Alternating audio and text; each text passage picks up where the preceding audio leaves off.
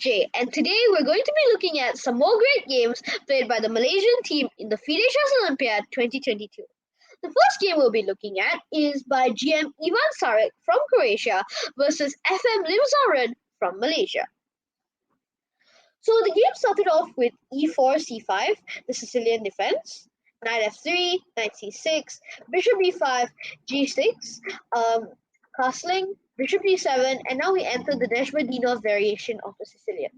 c3, knight f6, rook e1, castling. This is all theory and has been analyzed hundreds of times for both sides of the board. h3, e5, d3, now strengthening this pawn on e4. And also giving the ability for the knight to develop to d2 and also allowing the bishop to possibly come to e3 later in the future. d6, again strengthening the e5 pawn and solidifying black's position.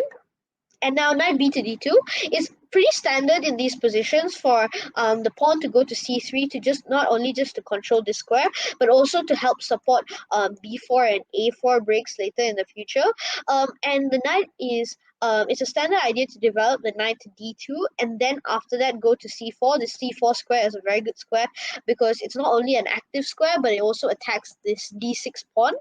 So this is a very standard idea in these openings.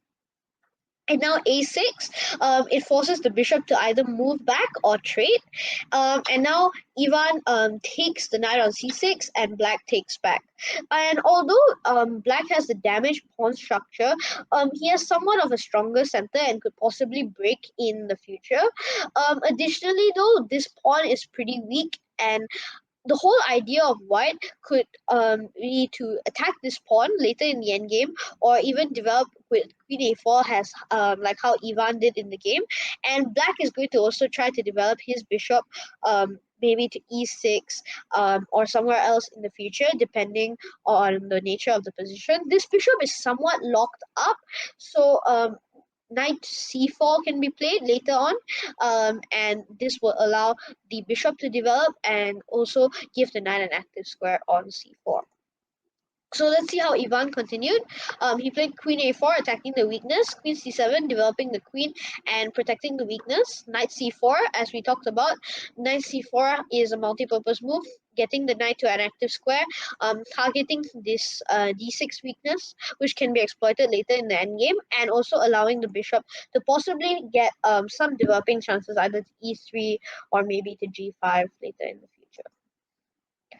So now a5 is played. The idea of a5 is to prevent moves like b4 breaking, and this move could possibly allow white some pass pawn making abilities later on in the endgame, but it doesn't really need to be played. As you can see here, the engine just recommends bishop to e6, just developing. And now Ivan takes this opportunity. He sees how black center can be broken, or and he just breaks open the center here. So now we have a trade of pawns in the center, cd4, and now FM Limzauren goes for a tactical try. So he goes knight takes e4, rook takes e4 by Ivan, and now the whole point of sacrificing the knight for the pawn, you can actually win it back by d5. Here, rook x e5 is played, and now dx c4. And although the rook is under attack and the bishop could have taken it, it's just simply better to take the knight because you'd be winning the same amount of material. Taking with the bishop could lose new material here in this position. So now white simply plays queen takes c4. Although the rook is hanging, black can't take it. So if, let's say, black plays bishop x e5, very simply you can just take the pawn here. You can just take the bishop here, and you have a very strong pawn in the center of the board, but also you have a lot more activity. The king is slightly weak on the dark squares, and it's just a slightly worse position for black, but engine finds a way to defend it. So here bishop e6 is played, attacking the queen, and now Ivan sacrifices the exchange. And although this pawn is somewhat hanging, and according to Engine, it's good to take this pawn. I think Ivan just wanted to develop this bishop, further strengthen this pawn, get a more active position, and then try and press. So bishop e3, queen d7, protecting the pawn, and also targeting the d4 pawn.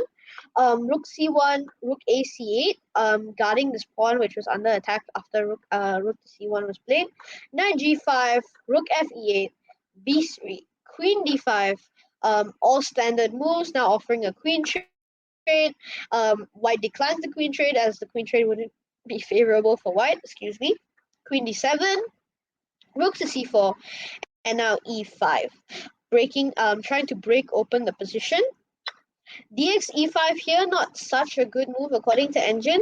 Engine says to maintain the equal position, rook c5 needs to be played. That's an insanely hard move to find, and I really don't blame Ian. I really don't blame Ivan if he didn't find it, because it's a really insane move to find. So d takes e5, queen d1 check, king to h2, bishop takes e5, and now simply f4, blocking the check. Queen d3, bishop c1, a relative mistake here. Bishop f6, according to Engine, would have been a lot better. However, bishop g7 is also good. Queen a7, and now rook e2 is being played. So in this position, what do you think is the best move for white to capitalize on this blunder? Type your answers in the comments. So here, the best move for white for black to capitalize, for white to capitalize on this move is simply rook to e4. It may seem like somewhat of a crazy move. However, it is indefinitely winning for white. So rook to e4, according to this is the Engine line that it provides. So rook to e4, queen takes e4. What would happen if rook were to take e4 is that simply queen to f7 check, and now king h8. And finally, we play bishop to b2, and there's really no stopping white's advantage here. It's too strong. The bishop can't move. There's a mate threat on h7. If the queen can attack it, there's a mate threat on g7. It's a really difficult position. So here, if white were to find rook e4, white would have definitely gained a substantial advantage and probably won the game. Instead, queen f7 was played immediately. Important here is that you need to first block the rook so that it can't come back later on to, let's say, e8. And you also need to keep in mind that playing rook here, it also blocks the queen to an extent from coming back to f5. Additionally, it also creates a threat because you're threatening to take this rook, and once the queen is in a somewhat awkward position here, this is a lot more open. Also, the whole idea of this is because we want to play bishop b2 in the future as well, because once queen checks on f7 and the king goes to h8, bishop b2 is a killer move. So we want to play bishop to b2 as well. Additionally, you can't ignore this move, because after this, there is also moves like check, which is possible later on in the future. After checking on f7 later on in the future, there's a lot more mating ideas. And rook e4, be it a crazy move, it allows white a lot more fluid of a play. But queen f7 is played, and now black has the advantage. King h8, it's -1. Queen b7, and now rook x g2 is played. So rook x g2, the idea here after king x g2 is to play queen e2, and then after king g1, probably rook to e8 and try some kind of mate. Rook e8, rook d8, try to checkmate the king. However, according to engine, it's just a draw. So king x g2, queen to e2, check. King to g1, and now rook to e8. The queen protects the rook, and although this position looks relatively hopeless for white, it looks like white could get checkmated. That's really not the case because of the fantastic move knight to e4, which actually holds a draw in this position, which is just crazy to find. However, that did not happen in the game. So after rook takes g2, king h2, queen e2, king d3, queen e1, here was instead played, and now king f3, queen f1, king d3, queen g1, king f3, queen f1, king d3, queen g1, and the players agreed to a draw. This is an insane draw by FM Limzaren. What a great game. Congratulations to him. And this was a really an amazing game to look at. Some crazy opportunities. Both sides had a fighting chance. It was really a wild game. And this is just the first game we're looking at round 3. So let's move on to the next game by Tan Junying and his opponent Kazul Zdenko. I do hope I'm pronouncing that right. So, okay, this game was an Indian game. It started with d4, knight f6, knight f3, e6, c4, c5, d5, ex d5. Again, this is all theory standard opening prep. cd5, d6, h3. Again, theory analyzed hundreds of times for both white and black sides. There is a lot of different variations here, which white or black can actually take. g6, e4. This is sort of a normal King's Indian kind of setup, but it's slightly different in terms of the nature of the position. Bishop d3, castling from both sides, and now a6. A6, according to engine, is a mistake. However, it's just a normal move. It does not make any big difference. Rook e1 is played, developing the rook, and now rook e8, developing as well. And we can see how much of the queen side is not being developed for both sides of the board. However, the queenside development comes later on in the game as per the opening. A4, c4 is played, sacrificing a pawn. However, you can black will immediately win this pawn if the bishop can take. So it's not really a long-term sacrifice. Bishop back, continuing the defense of the pawn whilst getting out of the attack. Knight d7 develops the knight, gives possible ideas of knight to c5, and knight to c3 also develops white's knight. Knight c5 is played, going to a more active square. It says here that white is +2, but the main reason is because, first of all, white has a slightly better position in terms of activity, but also this pawn could prove to be more useful. This could become a long-term advantage, but it's still anybody's game in this position. So knight d2, defending the pawn, going back and defending the pawn. Queen c7, developing the queen, and now knight x c4, winning the pawn. And now black takes the e pawn, white takes back, black takes back, and now white takes back. And so this was a semi-tactical sequence whereby this knight here was left undefended in the line of sight of the queen. So after all the trading, we are still in an equal position where both sides have the double bishops. Bishop to d3, forcing the queen away, and rook takes rook takes e1 check, queen takes e1, and here after queen to after queen to h4, white is simply winning because he has the move queen to e8.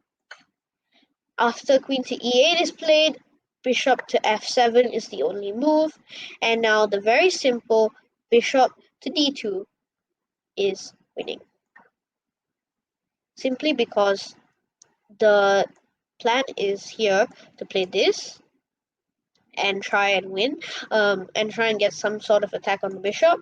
But also, for an example, let's say if b6 is played, the best move according to the engine, what white will do here is play queen to c6, attacking the rook. And it will also it's a very active position for white. And although there is no mating threat here, white just has a very active position and is really already developed on the with his pieces, and all his pieces can very easily come into black's position, and that's why this position is relatively lost already for black, simply because there's too much activity for white and black has no compensation. He has one piece developed. His bishop and king are his bishop and rook are still on the starting square, and his bishop here is also on the starting square. His king is relatively in danger, and white's rook can come in. um, Moves like b6 just cause simple attacks on the rook, and it's a very unpleasant position for black to play. So it's not really a good position, and it's not really a position which is very easy for black to play here. But so bishop f8 and then bishop d2, queen e7 is played, trying to trade off queens. Rook e1, queen takes e8, and rook takes e8. The whole idea of rook e1 is to maintain a piece on the 8th rank, keeping the pressure on this side of the board, but also on the king side. By having a piece here on e8, it prevents the bishop from really moving out, from developing this way, but it also forces some sort of weakening in the structure. For example, b6 has to be played if this bishop ever wants to see some light. This is going to be here practically forever unless some sort of push occurs here. And the threat here of bishop to h6 is also viable, whereby he's going to win a bishop. It's a already lost position here for black, and Tanjin Ying can't really do much to defend it, because there's so many different threats and white's activity is just overwhelming here. So king g7 is played, preventing bishop h6. a5, very important move. It prevents any b6 ideas and just says your bishop is going to be stuck here forever. There's nothing much you can do about it. And now f5 is played, hoping for king to f7 so that the rook can be kicked out. And now a very nice tactical move, bishop h6, king takes, and now rook takes. It's basically like black is playing a rook and bishop down in this game, because neither piece can really move to a square which gives them any sort of activity. King back to g7, rook to d8, and I think the conversion here is very simple. Target the weaknesses, overload black's defense, and just keep maintaining pressure. King to f6 is played, and now f4, restricting the king's movement. King to e7 is played, trying to attack the rook, but rook to h8, and now h5, defending the pawn. Bishop to c2, king to d6, king to d7, defending the bishop, and hopefully hoping that the rook can now find its way out of this stuck position. Rook g8, attacking the other pawn. King to c7, rook takes g6. This position is already lost. White is just going to pick up all the pawns. Rook to a7, rook to g7 check. King to c8, king to f2, bringing out the king. And now b6, freeing the rook and putting an attack on the g7 rook, hoping maybe to trade rooks and then trade pawns later on. Rook x a7, king x a7, and now b4, not wanting to take, just keeping the tension here. And now b takes a5, b takes a5, and this position is really restricting. There is a weakness here on the f5 square, and given that it's the same color bishop, there's no way it's going to be a draw here. It's plus 10 for white, there's so many light square weaknesses. The king can infiltrate very easily.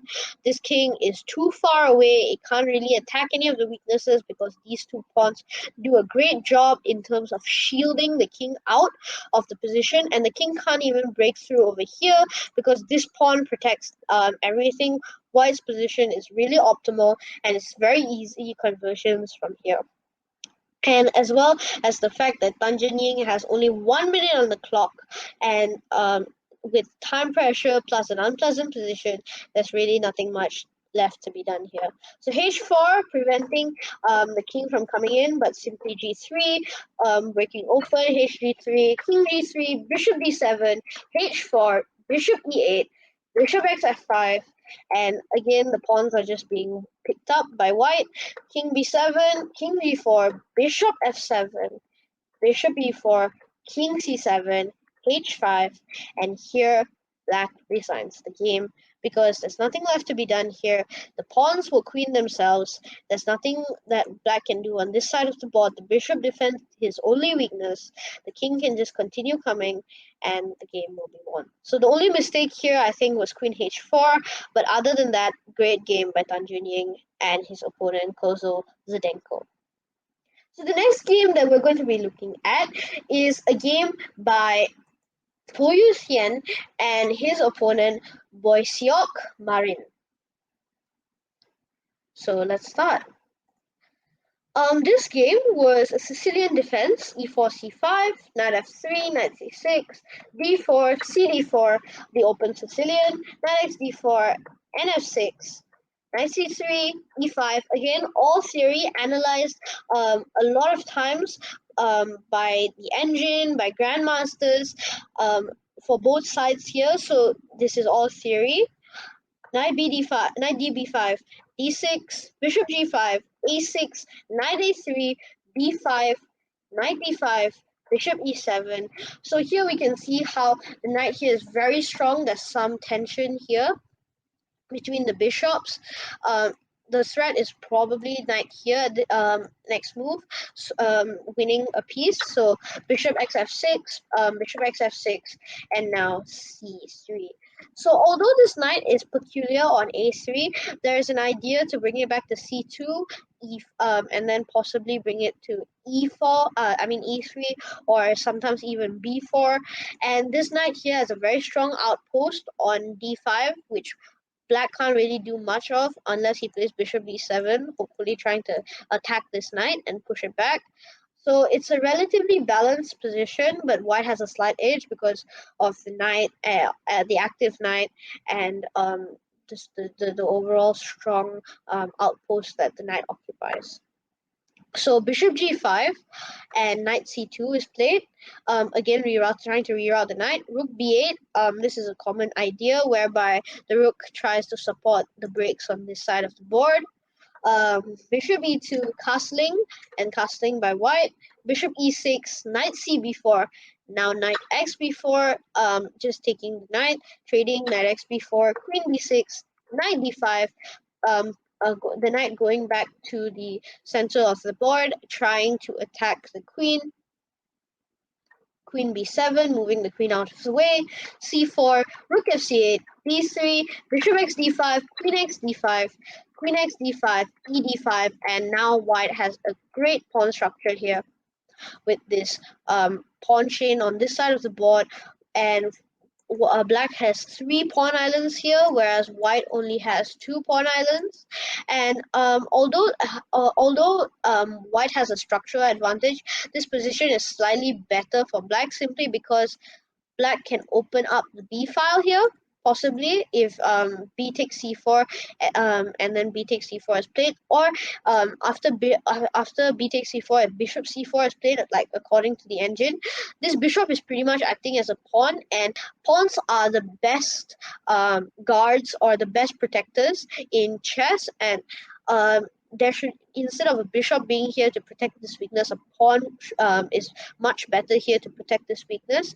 So by trading off these pawns and putting a bishop here, this bishop is basically acting like a pawn. It's a slightly worse bishop than this. Also, we can see here how White's bishop is the worst bishop because he has his bishop is on the wrong color complex as his pawns, whereas black, although having two dark square pawns, still has some ability to move his pawns to light squares and push. For an example, with moves like G6, F5 in the future, trying to break this central E pawn and F pawn can do some damage on the king side, given that he has a majority there.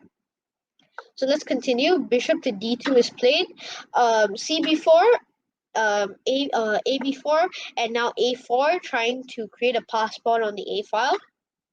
A4, B A4, and then BA4, and now Rook B2, Rook on the 7th rank. This position is slowly tipping into Black's favor because now the Rook is very active here. Another Rook can possibly come here to the C2 square, and the Bishop can become a target. This Bishop can create a discovery, and it's a relatively better position for Black in this position. All Black has to do is watch out for any back rank mates, and other than that, Black should be okay. Because not only does he have compensation for the pass pawn, it's also because the pass pawn can be easily stopped. The dark square bishop is already controlling the square, and moves like simple moves like Rook C5, attacking and controlling the square would also work. Or moves like Bishop to A5, or even if the pawn and even right now the pawn can't even push because again Bishop X A5 is a discovery. So even in endgames, there are tactics, and this position is very hard to be played for White here because of the active Rook, the Bishop discoveries, and the nature in which White's position has to be played, the accuracy in which it has to be played, so that it can be, so that the advantage for Black doesn't continue to rise. So now Rook B1 is played, hoping to trade rooks. Rook X B1, Rook X B1, and now G6 is played. As I said, going to try and put pawns on the light squares. Additionally, giving the king some breathing room. G3, again trying to change the color complex and give the king some breathing room. And now Rook C2 is played. Bishop to D1, attacking the rook, forcing it back, and now rook to c5 is played. Now we can see how this d5 pawn is a weakness and how this a pawn can't really push. They're both very isolated, and luckily White has a bishop and a rook here. If not, these pawns will be very hard to defend. Even right now with a bishop and a rook, it's relatively hard to defend both the pawns, given that this pawn can't even push. So let's see how Po Yutian tries to hold this position here, because Black's moves are relatively easier than White's. So let's see. Bishop E2 is played. So just to show, if Rook X D5 here is played, simply Rook B5 is played by White, and it offers a trade of rooks here, and you really don't want to trade because there is really no need. And again, it's a slightly drawish position here with the opposite color bishops. So yeah, there's no real need to take the pawn. So after Bishop D1, Rook C4, we already looked at this just to review. Bishop B3, Rook C5, Rook B2, and here Rook C1 check is played. Just to point out here, after Rook C5, the whole point of Bishop B3 is to actually defend the pawn on d5 if any rook to c5 ideas come, as we'll see as the next move presents, but also just to kick the rook off the square. So rook to c5, and now rook b2, rook c1 check, king g2, bishop a5, rook c2, rook a1, Rook c6, Rook a3. This position is slowly, Black is slowly creeping in to the White's position and trying to win the pawns. Rook to c8 check. The king goes up. Rook b8, e4, Rook b5, Bishop c3, Bishop c2, e3, Bishop d3, Rook a2, king f3, ex f2, bishop f1, bishop d4, a5, h5, king g2, rook a1, and this position is crazy. It's winning for black, but it's crazy in the sense that there is a pawn on f2. This pawn is somehow trying to queen. The bishop is defending. White is in the ideal position, the position before black breaks through. The very brink of White is basically at the very brink of losing this game, but he might have some luck here, given that the bishop is defending this pawn. This pawn has some counterplay, so we can see how this is a crazy position simply because White is on the brink of losing this game. Yet everything is in somehow the ideal place to block Black's play.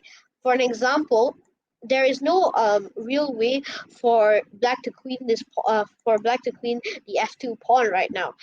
Any rook sacrifices would simply lose. However, this pawn is kind of blocked already because the rook and bishop both control the a7 square. The king can come in, but this pawn is defended, and the king is also on the ideal square defending the bishop. So it's a really complicated position. However, white's moves are a lot easier than black's moves are a lot easier than white's moves, because what black is going to try and do is play moves like g5, h4, f5, try and break open the side so that the king has a clear way, and possibly try to create a pass pawn, another pass pawn, maybe most likely the h pawn, so that we are stretching white's defensive ability here. Because if a h pawn comes, white cannot defend it simply because he has to defend the bishop on f1 whilst guarding the h pawn, which is too much for the white king to do. So let's see how Mr. Marin continues the game. A6, G5, as we said earlier. Rook B7. This move is just a try to hopefully find some kind of counterplay by taking this pawn, maybe after rook goes here and attacks the weakness. We also have to remember that this pawn is defended, so rook A6 would not work, but all counterplay here is really futile. G4 is played. This is not the best move because it somewhat locks the position. Here H4 is way better. Simply because after H4, um, white has the option either to take this or to play either taking or maybe g4 as well. However, it is much easier here for black to capitalize and really come in. It also allows another pass pawn to be created on the f file, funnily enough. So h4 would have been slightly better. In fact, here even rook d7 after g4 is possible for white, but even here h4 is the move after rook b7 instead of g4, because it promises far more advantage for black. So but after g4 it allows white some chance to play rook d7 and not like lose the game immediately. So bishop c5, very important move, defending. And then rook b7 is now played, king to g6, rook b1, and okay, the whole idea here of rook b1 is if black takes the rook here, bishop d3 just wins the rook back. So there is no need to like trade the rooks here. So that is why black did not oblige with rook to b1. It literally gives away black's advantage simply because now there are no rooks on the board. So the opposite color bishop, even with a pawn here, even down 2 pawns or down 1 pawn, the opposite color bishops is a very drawish minor piece endgame, and therefore black's advantage just goes back to 0.00 according to engine. However, black did not want that because black does not want to draw in a completely winning position. So he plays rook to a3, correctly seeing that rook b1 runs into bishop d3, h4, and now h4 en passant, gx h3 check en passant, king x h3, h4 played by black, king s h4, and now rook e3. This was a blunder, and now white, for the first time in this game, has a chance to come back from a completely losing position to black only being minus 16, 0.16.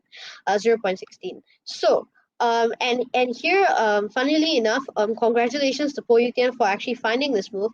Here he found the move king h3. This is a really insane move to find. The idea of king h3 is simply, after king h3, rook e1, you have the ability to play king to g2 and you sack the rook. So just to show, king to h3, rook e1, king g2, sack the rook, and then win the rook back. And this is a relatively drawish position because of the minor piece endgame, the opposite color bishops, as we discussed earlier. But king h3 was played, rook e1, king g2, and now f5 by black. There is no need to take the rook, but now this rook is hanging. So next, black's threat is to take the rook because now there is no bishop to d3 check anymore.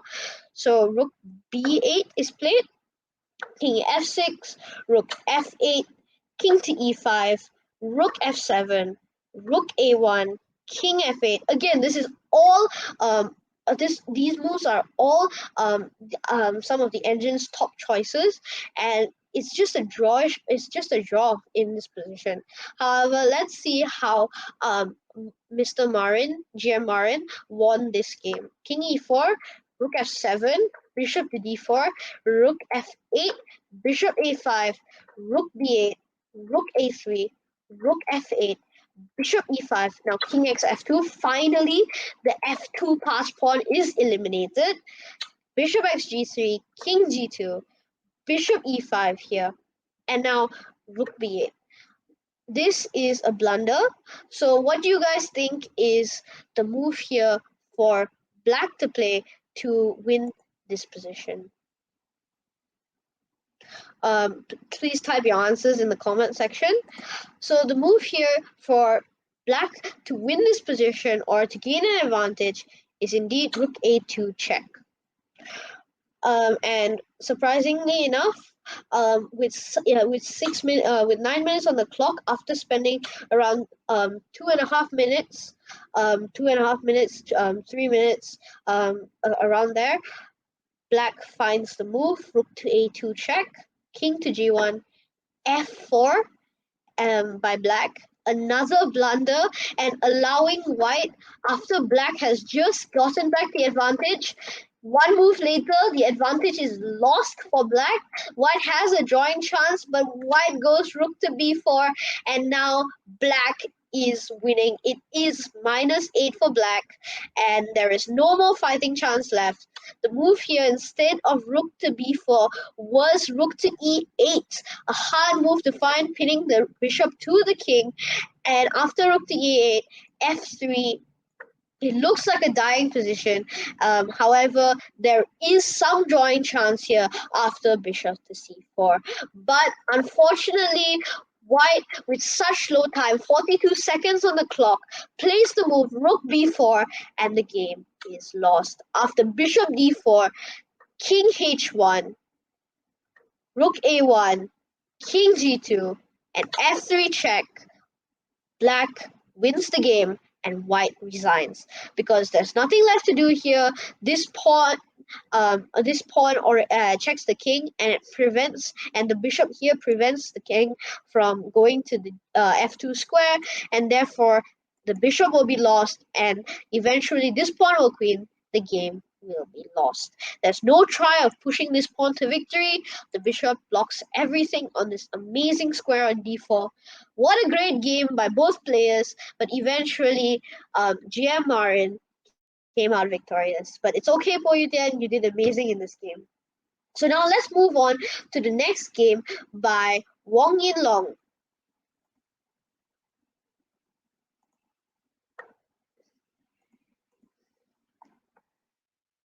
This game by Wong Min Long was a really nice game in my opinion, and although he lost this game against GM Ante Brikic, I do hope I'm pronouncing that right. I think this game was a really instructive game, a really educational game, and it was a really crazy game as well. So let's look at it. It was a Sicilian defense, e4, c5, knight f3, d6, knight c3, knight f6. Here, I personally like to go bishop to g5, but of course, they have their own preparations. Knight c3, knight f6, e5, dx e5. This is a somewhat interesting line of the Sicilian defense, in my opinion. Knight x e5, the strong knight on e5. d3, knight c6, knight x d7, queen x d7, bishop e2, e6, d3, bishop e7, castling by both sides, and rook e1. Again, we have to remember that this is all theory, this is all preparation. It has been analyzed millions of times by engine, by grandmasters, as I said so many times before, and now rook a c8 developing the rook is played. B3, according to engine, A4 here is better. A4 is just a move to prevent any A6, B5 pushes. Normally, this structure with A6, B5, and the C pawn here could cause some trouble for white center. But B3 here, not really a bad move, doesn't really make any difference. Rook F D8, Bishop B2, Knight D4, A4, B6, Knight B5.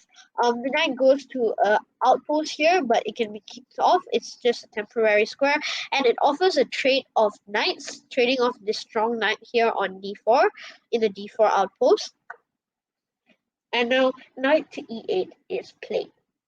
So the knight to e8 move here may seem like a peculiar move simply because that it's undeveloping a knight, right? It's putting the knight on the original on the original square of the king. However, the whole idea of knight to e8 is so that you can reroute the knight from the king side, where it isn't really doing anything, to the queen side, because most of white's pieces, even the bishop here on h2 is eyeing the queen side, right?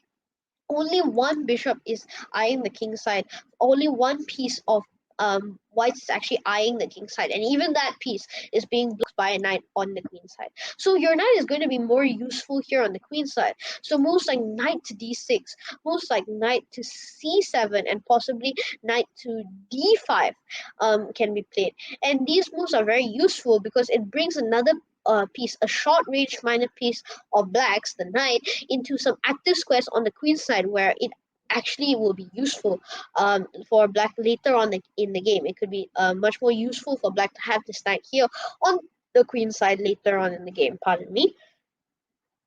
Knight c3, knight d6, rook b1, bishop f6, knight e4, knight x e4, bishop x e4, a6. The move a6 here is possibly trying to play b5, preparing b5 later in the future. And this is a relatively balanced position for white and black. However, black is slightly better. But white here has double bishop pair. And normally the double bishops are is a better minor piece matchup than the knight and bishop. However, let's see how black converts this game, how black plays this game with the wrong or the worst minor piece matchup. King g2, g6. G6, the whole idea is to give the king some breathing room. Now there's a trade for knight and bishop. So this bishop, although being white's good bishop because it's on the right color complexes compared to his pawns, he trades this off because this knight compared to this bishop is way more active. This bishop is just stuck at home, to put it in that way. And by trading this bishop for this far more active knight, although it may give some opportunity for this bishop to come active, it's a worthy trade. It's a worthy trade. Pardon me. It's a worthy trade simply because you're trading a less active piece for a far more active piece. And although I said just earlier that this is the worst minor piece matchup, it can be the worst minor piece matchup. However, you rather trade off an active piece which is doing more with a piece that is doing less. So that is the justification for this trade here. So bishop x d4, bishop x d4, f4. So f4 is a mistake according to the engine, but it looks like a pretty normal move because it's just a move taking more space on the king side and also putting your pawns on a dark square, the right color complex for this light square bishop. But white on the queen side is very important to note that white on the queen side, since he committed all his pawns to light squares, has a lot of dark square weaknesses, especially on this diagonal, which this dark square bishop can capitalize on. And although black has dark square weaknesses on his king side, it's harder for white to capitalize on that simply because white has no dark square bishop. So b4 b5 breaking on the queen side, a takes b5 and a takes b5, bishop f3 moving the bishop back and opening the semi-open file for the rook c7, queen e2 somewhat doubling or somewhat creating a battery on the semi-open e file, bishop c3, putting the bishop whereby it attacks the rook on e1, but also a good square, exploiting white's dark square weaknesses on the queen side, as we mentioned earlier. Rook to f1, rook a7, taking the open a file, which the white rooks can't really defend because the a1 square is already covered by the black bishop. Queen to e4, rook to a2, and now rook to f2, defending the c pawn, which was under attack. Black's position here is -1, simply because black is a lot more active, and black's dark square bishop is far better than this light square bishop on f3. So queen to c7, queen to c6, offering a trade of queens, queen to a5, declining, rook to e2, trying to create some sort of counterplay on the e file, and bishop to d4, rerouting the bishop to the d4 square, and preventing the rook. Still preventing the rook from coming to a1 in the future when it possibly can, but also taking away the f2 square for white's rook. And now white can really only place his pieces on light squares because this dark square bishop is so powerful. It controls this whole diagonal here, but it also controls this diagonal here. And if this pawn moves, it controls this diagonal as well. The four main diagonals, the four longest diagonals on the board right now in this position is being controlled by this dark square bishop. Whereas this light square bishop is only hitting pawns or white's own pieces, as we can see. It can't really move here, can't really do anything on this side. It's a very short diagonal. It's being hit by its own pieces in here, and it's also being hit by the queen here. Its power is really being rendered simply because the bishop is very much less active than its dark square black counterpart. So king to h3 is played, rook to a1, offering a trade, rook h1. The rook is defended by the bishop and queen, and white tries to trade on his own terms. So rook x h1, bishop x h1, and now h5, expanding on the king side and really showcasing how white can't exploit any of the dark square weaknesses that black has, simply because this dark square bishop is really a monster of a piece. Queen b7, queen a1, bishop to g2, b4, and now white makes a blunder here with queen to c7. So here in this position, ladies and gentlemen, what do you think here is the move for black to play to win the position? You can see here that it's not rook to f8, but what do you think is the move? Please type it in the comment section below. So let's continue. The move in this position is indeed queen to d1. And yes, I understand that this looks like a somewhat crazy move to play. However, it is findable given that it's attacking the rook. It's counter attacking the rook, but it's also attacking this pawn here. And it's very hard to find that sacrificing the rook in this position is actually okay, even if you're sacrificing it with check, because this rook is only going to move to one square, possibly. So queen x d8 check, and now we play king to g7. Let's say white plays bishop to f3 here.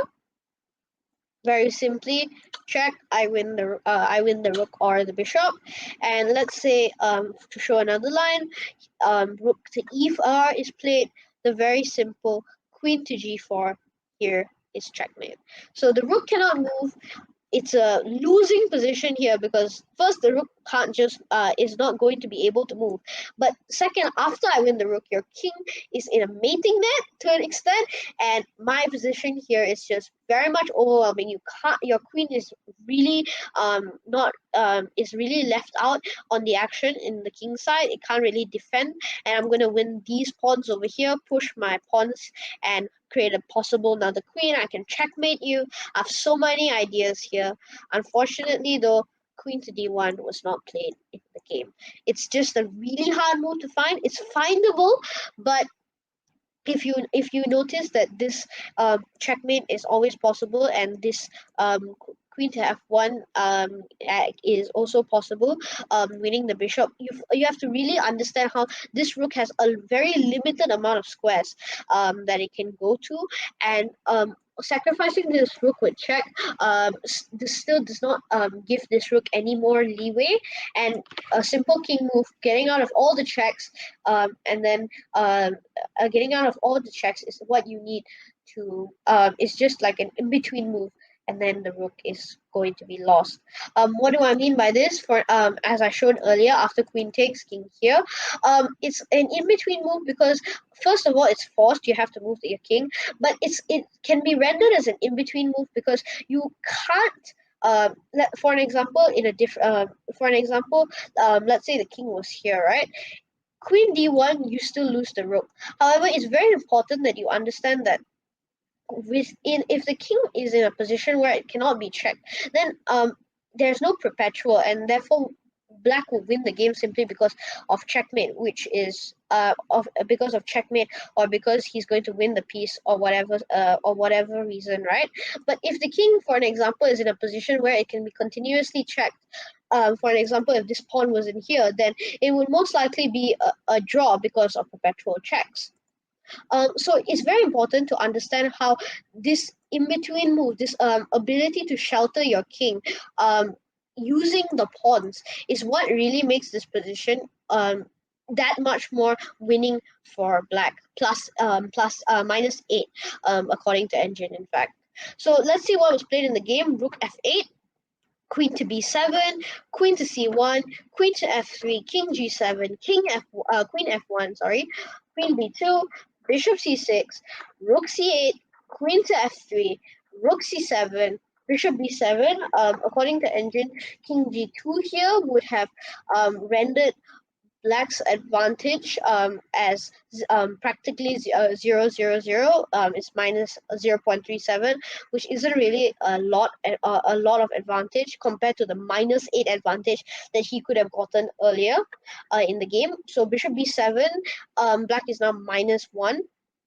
Queen a1, queen h1, offering another trade, and now queen to a7, attacking the bishop back to f3. This position looks relatively okay for white. However, we have to understand that black is just going to remaneuver his pieces into the optimal position and then exploit the dark square weaknesses, hopefully try and win the pawn, or maybe even have some possible mating ideas here if white is not careful and plays things like bishop g2 and things like that, because we have to always remember that tactics and things like that are always open, no matter what phase of the game you are in. So queen b8 is played, rook to e1, rook a7, queen f1, a2.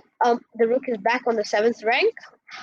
Queen to g2, defending the pawn, queen c8, bishop to b7, queen b8, bishop f3, and now apparently, according to engine, this is a mistake simply because black has the ability to go queen f6 and even check here. This check is actually nearly checkmate. it is in fact checkmate. It is in fact almost checkmate. Just to show what will happen is after queen f6, for example, I play a random move like this, check here, mate. It's pretty much lost. And here, for an example, let's say I play a move like this, you're going to you're also losing simply because takes, and this position is just a really bad position here. Queen f6 can be played. Additionally, even for an example, after this position, after rook f1, I play queen f5 check. Even if you play g4 here, I still have the option of playing queen x f4 as well. There's so many lines to calculate, and black really doesn't have to worry in these lines, because no matter what he plays, as long as he doesn't blunder a piece, as long as what he plays is reasonable and doesn't lose any material, he should be winning here in almost all the lines in this position. So the mistake that that white made here, allowing the queen to go to f6, is really a bad mistake, simply because it is what is giving black so much advantage. This king here, it's very to an extent isolated. It can be smothered very easily, like we saw earlier with the queen on g2. A simple move like rook f1, the king can easily be checkmated, easily be smothered to death. So that's why queen e2 was played here, giving the king some breathing room. But overall, this position -4, definitely I agree with Engine here. It's definitely -4, simply because of the nature of the position, how black has so much more activity, how black has so much more potential to win this game, simply because of not just the activity, but the nature of his pieces, the complementary bishop, the weakening of the dark squares, and etc. So c4 breaking. Now you would notice that this check would not really do anything, because I just simply slide my king back to g2. So here black plays c4, sacrificing a pawn. D takes c4, queen check. The whole point of sacrificing was to gain access to this weakness. So and now queen check is a fork. G4 blocking. Queen takes f4, king to g2, and now h takes g4, bishop takes g4, rook takes c2. Again, this is a tactic. So for an example, rook takes c2, takes here, and then I play queen x g4, and it's really -6. It's mating even here. White is not careful. This is really losing. This bishop is way better than this rook. The king position is really weak. There's so many checks, so many different mating ideas, and yeah, this position would definitely be lost. This is actually what occurred in the game, surprisingly enough. So king h1, queen f3, queen g2, queen x b3, h4, queen x c4, h5. White trying to find some amount of counterplay. We can see here how black has 4 pawns and white has one pawn on the board only, and that this pawn advantage really and just because white has a rook for a bishop, the pawn advantage here the pawn advantage here is still winning in terms of material, meaning that white has an extra pawn, given that black has an extra pawn simply because he has 4 to 3 extra 1 pawn if we include rook for bishop here, as well as the fact that the king is safe. There's really nothing that white can do here. The king is safe. He can't really break open anything. This pawn is going to queen. The king is white's king is really bad, in a really bad position. It's really weak. So um I would agree with the engine here. It's -9 simply because there's nothing left to do here. So let's see the conversion. Queen c5, hx g5, queen check, queen block, queen check, then queen to g2 blocking, queen to h5, queen to g2. Some of these moves are repetitions just to gain a bit of time on the clock. Queen h2, queen x h2, now finally trading. And now the game is not is simply won because this bishop will support this pawn, and these two pawns cannot be defended from promotion by just one king. The rook will have to guard this pawn's promotion square. However, these pawns over here will march along with the king and eventually promote. So there's nothing left to do here. King s h2, the game goes on for a few more moves. King sg6, rook c1, b3, rook c4, b2. We can sacrifice the bishop because we're going to make a new queen. Rook b4, king f5, king g2, king e4, rook b3, bishop c3. And here, Wong Yin Long resigns the game simply because the pawns are going to promote. The king is already so near, there's nothing left to be done here. But overall, great game by Wong Yin Long. It's a very balanced game with chances for both sides. Really fun game to look at. And now we have time for one more game, which ended in a somewhat interesting score. It was a game with Magnus Carlsen and his opponent, GM Wakaturo. I hope I'm pronouncing that right. GM Wakaturo Daniele from Italy. And yeah, I'm so sorry if I'm pronouncing that wrong. So the game went e4, c6, the Caro-Kann, d4, d5, ex d5, cx d5, bishop d3, knight c6, c3, e6, bishop f4, bishop b6, bishop x d6, queen x d6, knight f3, and knight ge7. Again, this is all theory analyzed by Magnus himself, probably. So many times. I'm pretty sure Magnus has gotten this in so many games, and I'm pretty sure his opponent has also gotten it in so many games. This is very standard theory. It's been played hundreds of times. It's been analyzed by engine hundreds of times. It's all really standard stuff here. So castling, bishop d7, e1, castling by black, knight e5, knight x e5. This was a strong knight, so black trades it, and now he takes e5, queen b6, queen b3, queen x b3, ax b3, rook f d8, knight a3. F6 is played by black, and here F6 is really to challenge the E5 pawn. It's a relatively strong pawn in the center, and it can be defended. Pardon me. It's not like isolated or anything. So black tries and trades it off for a flank pawn, the f6 pawn to be precise. Knight c2 is played. There's no need to release tension here. Knight to c6, adding another attacker, and now ex f6, gx f6, bishop b5, king f7. So moving your king, although it may not seem it may seem like a peculiar move.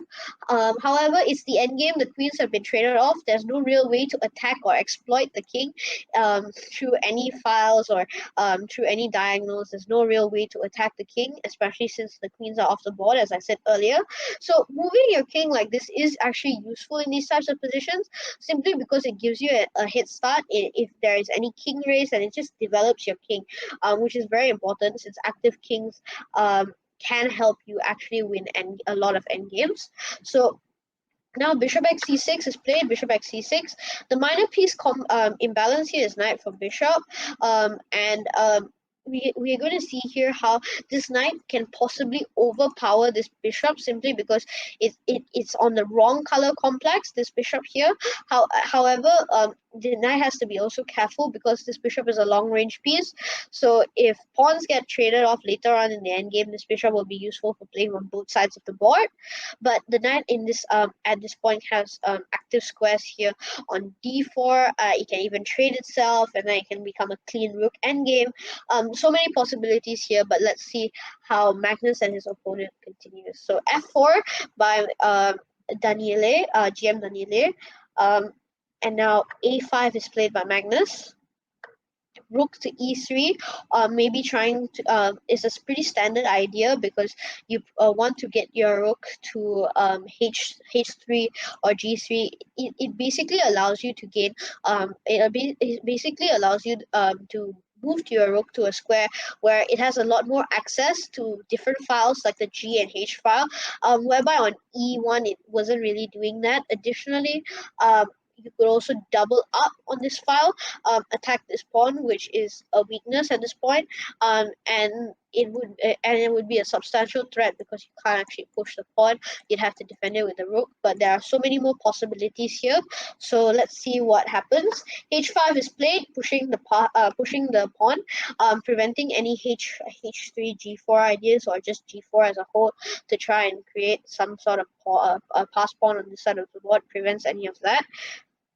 And now rook to e1, as I said, doubling, threatening to win the pawn. Bishop to d7, just defending the pawn. Knight to d4, attacking, and now rook to e6, defending. But it's also a multi-purpose move because it also allows some sort of attack to be possible on these pawns. Although the knight is defending it right now, some sort of attack could be possible later on when this knight is kicked out.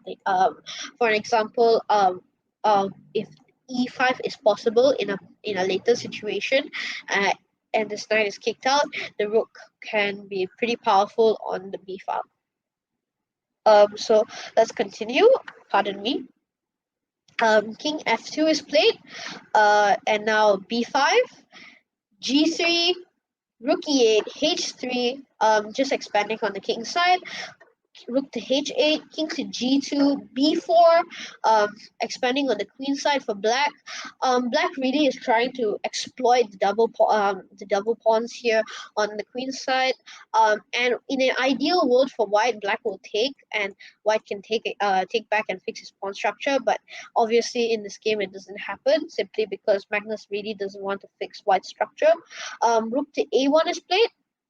Rook to e8, and now rook back to e1, a4. We can see here how throughout this game it's been a relatively balanced position. No real mistakes have been made by both players. Some slight inaccuracies, but nothing really major to give either side any advantage.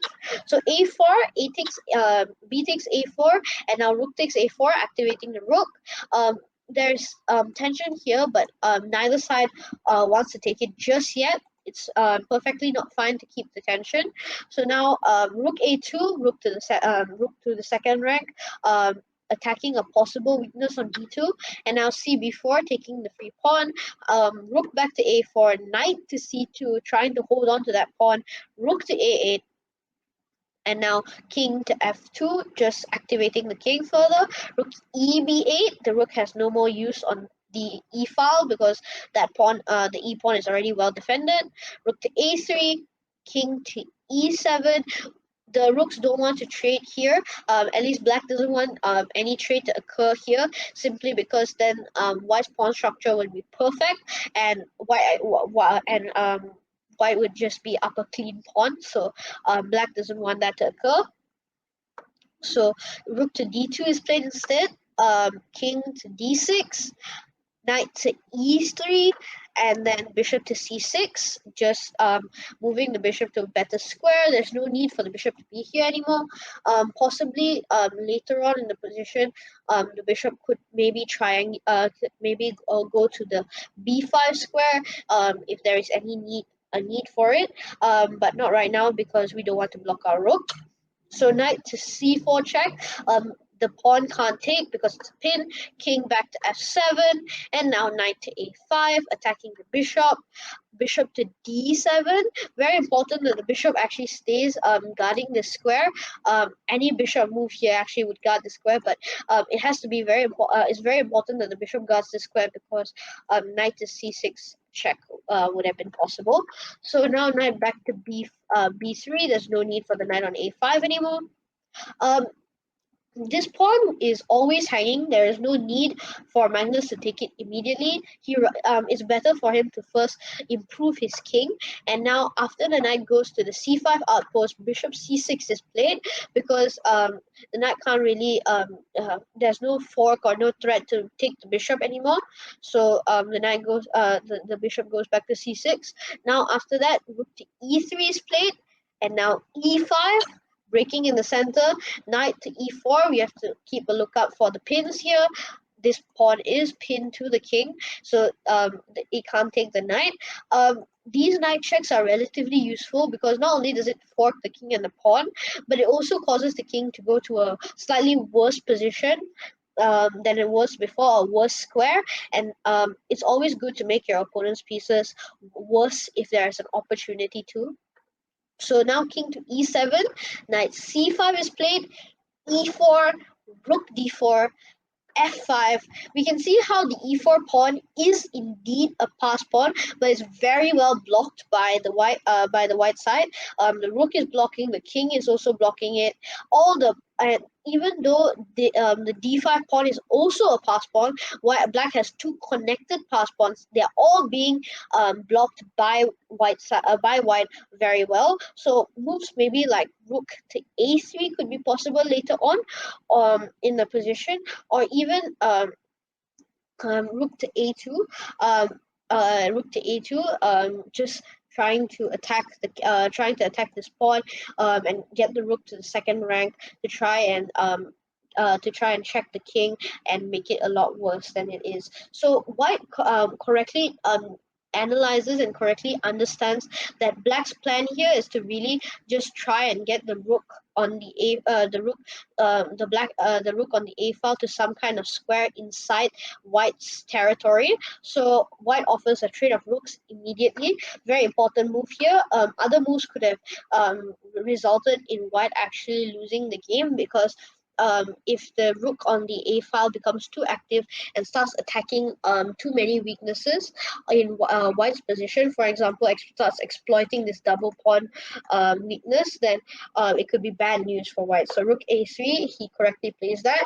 Rook g8, rook xa8, rook g8 here, just playing a waiting move at this point and just improving the rook to the to a better position, because it really doesn't matter where the rook goes to, because rook xa8 is coming in the next move. The whole point of offering this trade, really, because white knows that black will never take here, but it's better for since now there's only one rook on the board, it's a lot easier for white to play if there's only one rook on the board to an extent. So he plays rook rook x a8, and now the bishop takes.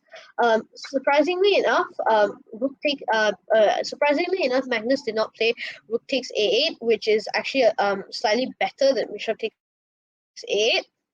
His reason was probably because he wanted to try and attack some of the pawns on the king side, and plus he already played his rook to g8. There's no real reason to move it back to a8. Even though it's on an open file, there's no real reason. The file is not going to be proving. It's not going to prove to create any advantage for him. And he correctly analyzes that. So he just plays bishop x a8. There's not really a difference. Knight a4. King d6, knight c3, attacking the d5 pawn. So now the bishop and the king can't really move away from the defense of the d5 pawn. Bishop c6 is played, knight to d1, bishop to d7. Again, we see in this game, there's not been any real advantage here for anyone. It's been a relatively drawn game. No one really made any mistakes, so it's just a dead draw at this point. Knight e3 is played, trying to find some way of getting into the black's position, trying to attack multiple pawns at the same time. But bishop e6, rook d2, rook b8. There's nothing really left to do here. It's dead draw. Knight c2 is played, defending the pawn. These pawns can't push simply because they are just going to get taken. They're already very well blocked. Bishop d7 is played. This is the problem with having the wrong color bishop. If this bishop was on a dark square bishop, then black's position would be winning, because this dark square bishop can actually help support some of the pawn pushes in this position. This position would be a lot better for black, simply because his bishop would be on the right color complex. But this is the problem with having the worst bishop. The knight can overpower it simply because this position is relatively blocked. The king and there's not really any play on both sides of the board, which the knight can't cover in the span of one move. So basically, having this bishop on the wrong color complex makes this knight a way better knight.